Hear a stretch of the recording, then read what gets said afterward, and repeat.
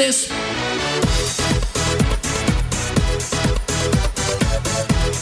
Welcome back, TPR Nation. This is your host, Micah Shalansky, with another mini pod tips from the trenches. I wanted to talk a little bit about a comment, I don't really say complaint, but a frustration maybe a client had with our client email account that was set up. It was a really great learning experience for me to go through. And then I thought I would share it with the nation to see what you guys thought as well and how this might affect your practices. So one of the things that we really recommend with to advisors out there, create a client's email account, whatever you want to call that. So clients have an exclusive account. So it's not instead of Bob, Jane, Sue, etc. at planning.com, it's an actual client's email address that all clients send into. Now, one of the things that I like this, especially as our team grows, but even for smaller offices, it's phenomenal. The larger your office, I think the more imperative that this becomes is it's one focal point for your clients to go to and ask a question that's there.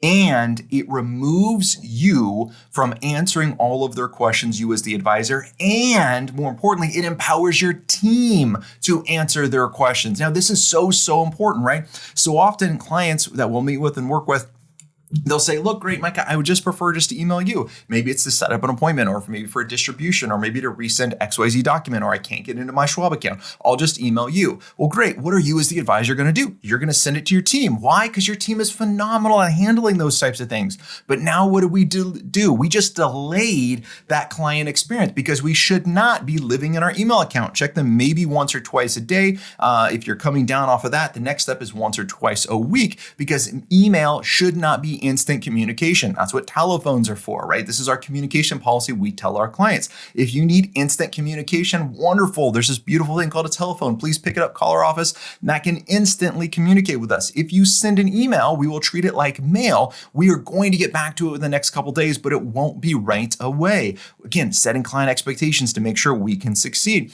Now, if we use a client's email address, this really helps clients central to one place. So now our RMs, our relationship management team, can monitor that and move it appropriately. If they got to wait for me to jump in my email and it's in the middle of surge week and I'm doing 7-8 appointments a day, man, it may be a few days before I really get through that email account. Now it's 3 or 4 days before a client gets a response. And we want to keep that to 2 to 3 days would kind of be our ideal. So all of our clients send to a client-only email account. Once they get that, our RMs respond to them within 1 business day of let them know we received it and who's going to be helping them, and then can assign it as appropriate, whether it's a task in a CRM or if you're using a support desk system, whatever's going to work well for you. So we've been using this for a while. Overall, pretty good client responses. We always have some clients that are pushing back to this, Mike, I just prefer to email you, et cetera, et cetera. And so we got to wean them off of that slowly. One of the ways we do this is, of course, you're always happy to email me, right? I'm not going to tell them no. They can do whatever they want. Might as well encourage them, right? You're always happy to email me. But one of the things we might want to do is just move it over just a little bit is now when I'm now responding from the client's email account. So if they email Micah, great, still comes to my email. I respond from the client's account, help get them trained a little bit on how these responses work. Well, recently I was talking with a client, we're going through things and she just had a bad day. So she put in the response that she really doesn't like the client email account. And as I was prepping for the meeting, I noticed this. Now, something had come up in her life. There was a death in the family. So I was actually talking to her the next day. If I would have seen this just kind of out of the blue, I would have called the client sooner, but because I knew I was talking, it was 2 days later, because I knew I was talking to her in 2 days, I wasn't going to call her right away on this. But that email came in. I was going through prepping for her meeting and whatnot. Went into her meeting, answered all of her questions, took care of everything. She's super delighted to be working with us, etc. And at the very end, she says, is there anything else that you want to bring up or chat about, Mike? And I said, absolutely. I did notice that you made a comment that you weren't super happy with our client email account. And I just wanted to see if we could talk about that for a minute. And she says, yes, Micah, I'm sorry. I was fed up with 2020. I just figured out I couldn't see the kids or grandkids on Christmas and I was irritated, So I just sent off and then this came through and I wasn't happy with it. So I just sent off the response and I just shouldn't have said that. Okay, well, we all vent from time to time. There's really no biggie there. I was like, but there's something else here because you said you didn't like it. Can I find out what it is? And the short answer of it was, we have a very long relationship. And she goes, look, Micah, you know more about us than probably anyone else out there. I mean, what we talk about, our finances, everything we go through, this is a very personal relationship for us. We feel like we know you and connect you. So we emailed you this information Then we got a response from this client account. We didn't know who was responding, right? We didn't know what was going on, who else is reading this. We felt like our privacy had been violated. She's like, I don't think you're sharing this information or people are maliciously doing it, but it's an unknown and we didn't like that.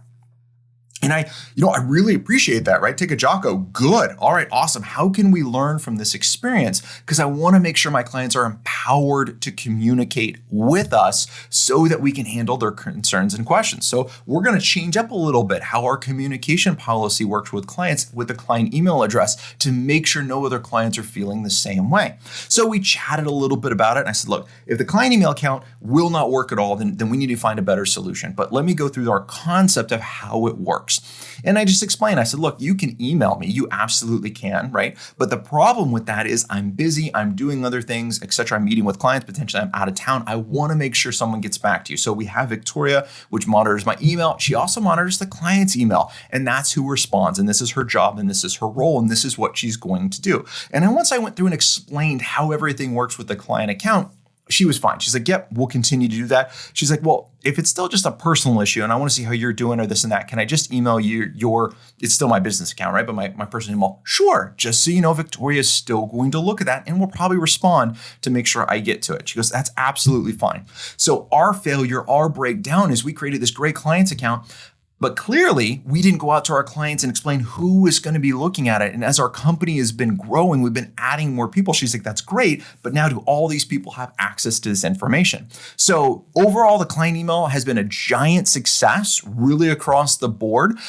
Getting clients to use it has been pretty quick. Most clients are very, very happy with it because they're getting responses faster and the team is answering those questions, which is great. But we still had that negative side that was there. So this is a good moment. Now we're going to look at it. How do we recommunicate this and reach out directly to the client?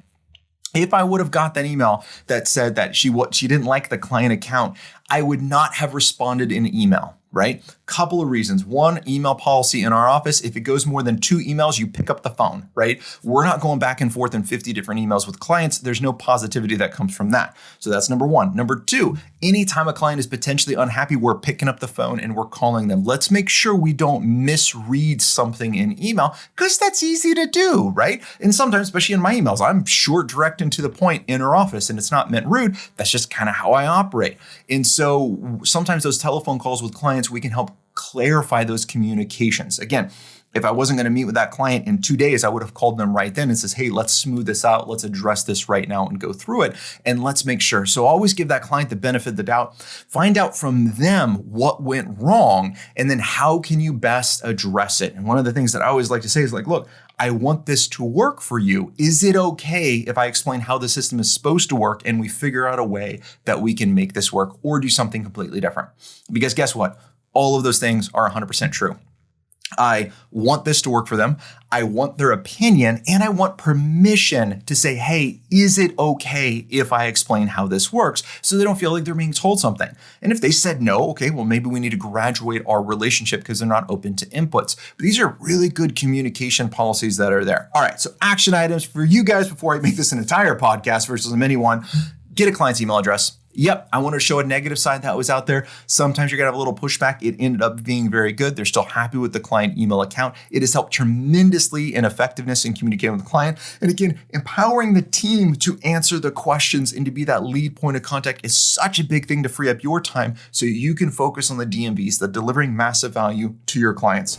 Until next time, happy planning. Hold on before we go. Something that you need to know. This isn't tax, legal, or investment advice. That isn't our intent. Information designed to change lives. Financial planning can make you thrive.